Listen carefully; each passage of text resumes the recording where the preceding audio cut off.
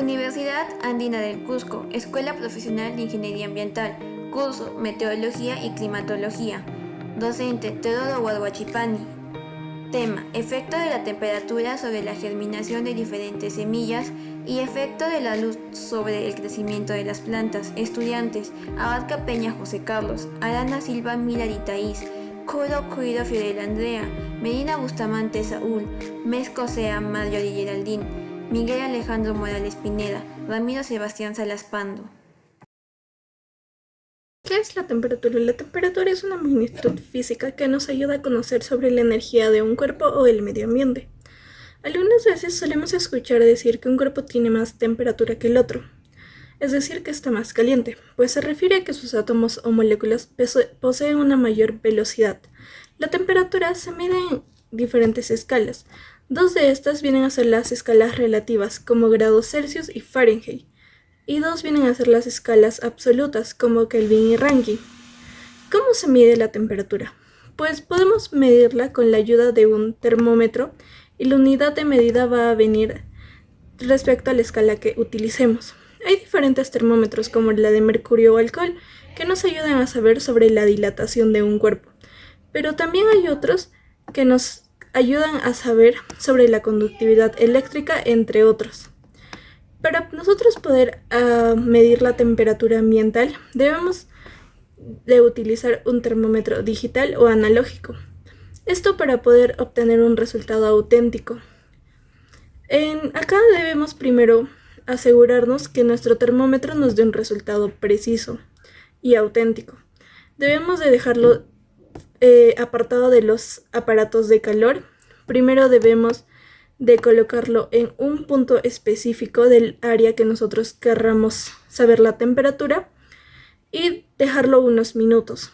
Y luego de ello nosotros podemos acercarnos y ver la temperatura. Las plantas. ¿Qué son las plantas? Son seres vivos que forman parte del ecosistema y las encontramos en gran parte del planeta Tierra, gracias a su gran capacidad de adaptación. Por ejemplo, un cactus en un medio desértico y un alga en el mar. Estas se diferencian de los demás seres vivos por producir su propio alimento. Dentro de las funciones tenemos la fotosíntesis, que vendría a ser la transformación de luz solar a energía química para producir azúcares a partir del CO2, minerales y el agua. Bueno, este proceso de fotosíntesis va a ser intervenido por la longitud de onda, por la intensidad de luz, la presencia de CO2, por la temperatura y también por el agua.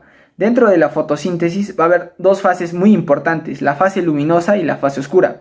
En la fase luminosa va a haber la liberación del oxígeno y en la fase oscura va a haber la consolidación de la materia orgánica. Otra función muy importante va a ser la de refugio, desde pequeños insectos hasta grandes mamíferos. También van a cumplir la función de proteger de la erosión del suelo, ya que las plantas van a proteger el suelo fuertes lluvias o en vientos fuertes también. Las plantas también van a formar parte de la cadena trófica. Van a ser muy importantes porque son las productoras. Las plantas desde la antigüedad han sido muy importantes para construir objetos. De ahí que ciertas poblaciones de plantas están siendo explotadas de forma descomunal, creando un desequilibrio en el planeta Tierra.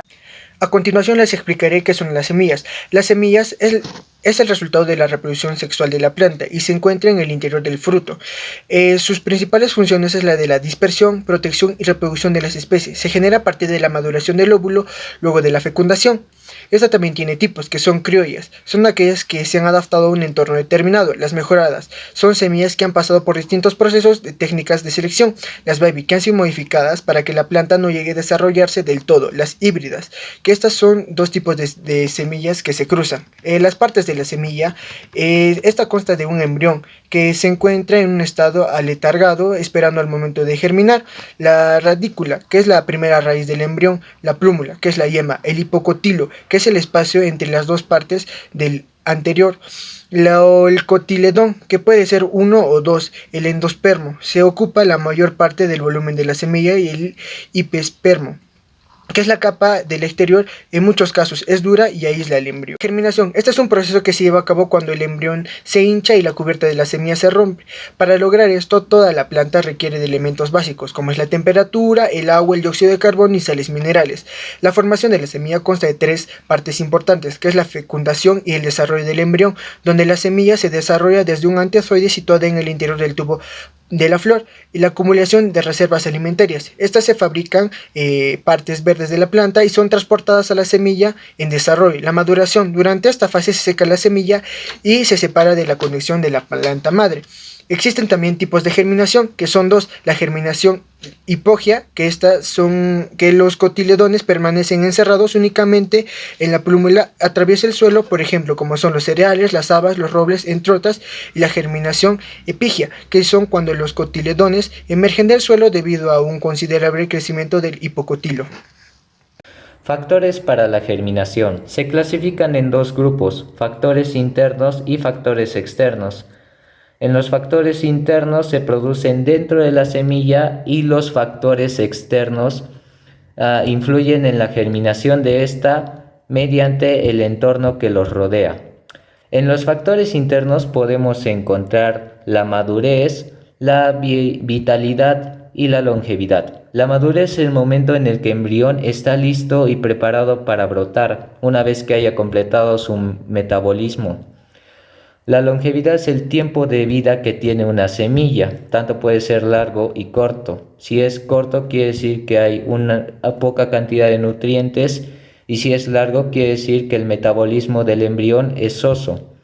La vitalidad son las características físicas y químicas que posee una semilla. Estamos hablando del tamaño, la cantidad de nutrientes, el tipo, etc. Dentro de los factores externos tenemos la luz, el oxígeno y dióxido de carbono, la labranza y la humedad. La humedad es uno de los factores más importantes para la germinación, ya que de esta forma se van a crear nutrientes para el embrión de la semilla. La luz va a influir porque dentro del metabolismo del embrión existe una proteína llamada fitocromo, lo cual va a influenciar en el metabolismo. El oxígeno y dióxido de carbono proveen energía al embrión para que continúe su metabolismo, y la labranza va a ayudar que todos estos factores que les hablé anteriormente sean posibles para la germinación. Uno de los factores más importantes es la temperatura, ya que tanto este va a afectar en los factores internos y externos que les hablé, va a influenciar para su germinación, y aproximadamente por la cantidad de semillas que existen en el mundo, la germinación se encuentra entre 5 grados hasta 50 grados para que puedan germinar. Para hablar de cómo la temperatura afecta a la germinación de las semillas, es necesario definir 4 escalas: la escala baja, la escala media, la escala alta y la escala muy alta. Para cada tipo de semilla, según sea su especie, su temperatura óptima de germinación variará dentro de estas 4 escalas. Es necesario decir que la temperatura óptima de germinación para cada semilla no siempre será la misma temperatura óptima para el crecimiento de la planta. En el siguiente cuadro podemos observar cómo la temperatura óptima de germinación varía para los distintos tipos de quina observados, dentro de las cuales tenemos a la quina camira, la samaja, la salamanti y la robura. Asimismo podemos observar que la temperatura se encuentra entre los 27,5, los 25 y los 22,5 grados centígrados. ¿Qué es la luz? La luz es el espectro de radiación visible al ojo humano. Al hablar de fuentes de luz nos referimos a aquellas que podemos ver, tanto así como a aquellas que no podemos observar. Es así que definimos a la luz solar y a la luz artificial. Llamamos luz solar al espectro completo de radiaciones electromagnéticas provenientes de la estrella central de nuestro sistema solar, que es el Sol. El Sol es la fuente de luz y calor más importante y constante que conocemos. Está compuesta por rayos ultravioletas y el más peligroso es el UVC, que es totalmente absorbida por la atmósfera. Algunas afecciones pueden dañar la piel y como beneficio nos brindan vitamina E, y a las plantas ayudan en el proceso de la fotosíntesis. La luz artificial es aquella que es producida por el ser humano, como pueden ser las bombillas, las lámparas. Estas se utilizan generalmente para invernaderos. Es beneficiosa porque se puede hacer plantaciones en cualquier época del año y se utiliza en grandes industrias, pero siempre es mejor y recomendable utilizar la luz natural. Bueno, ya hablaré sobre la influencia que tiene la luz en el crecimiento de las plantas. Este es un proceso de velocidad variable, ya que también depende de otros factores adicionales a la luz, pero en este caso la única variable será la luz. El proceso más importante que desencadena la luz en las plantas es la fotosíntesis. La fotosíntesis es un proceso por el cual las plantas elaboran alimento a través de la luz y otros elementos, el cual les ayuda a su desarrollo y crecimiento. También encontramos otros fenómenos referidos a las plantas y a la luz, como es lo que sería el fototropismo, el cual podemos ver en plantas que crecen en lugares donde no existe luz o existe muy poca luz.